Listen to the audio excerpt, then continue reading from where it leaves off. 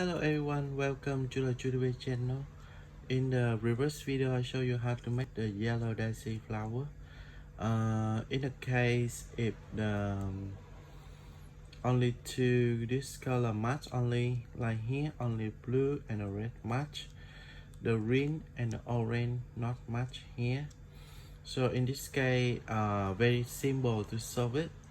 You keep two match color, one in the right and another one at the back, and you do this turn up to down, and then left to right, and then back up, continue, do this, and then up, and then turn 1 2, and then done.